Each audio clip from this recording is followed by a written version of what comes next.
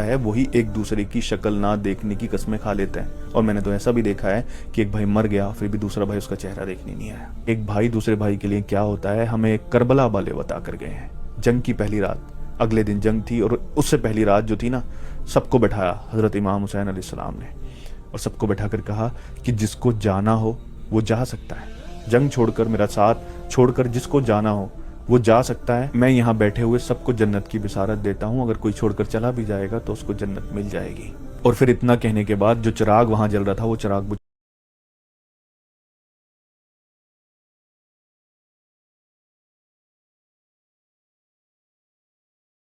दिया ताकि लोगों को वहां से उठने में, वहां से उठकर जाने में शर्मिंदगी ना हो।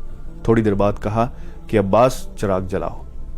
फिर चिराग जलाया तो कोई उठकर नहीं गया। फिर से ये बात दोहराई कि जिसको जाना हो जा सकता है, जन्नत मिलेगी उसको, मैं गवाह हूं इस बात का।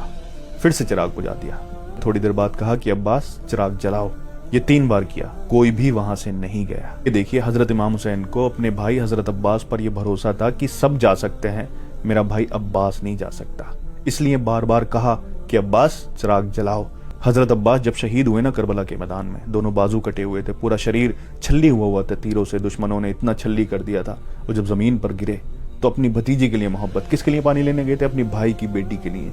ये होता है भाई। फिर जब घोड़े से नीचे गिर गए, हजरत इमाम हुसैन ने उन्हें अपनी बाहों में, अपने बाजुओं में लिया, तब पता है वो क्या कहते हैं? वो कहते हैं कि भाई मुझे, मेरे जिस्म को यहीं दफन कर देना, वहां लेकर मत जाना, मैं शर्मिंदा हूं, अपनी भतीजी के लिए पानी नहीं ले जा सका।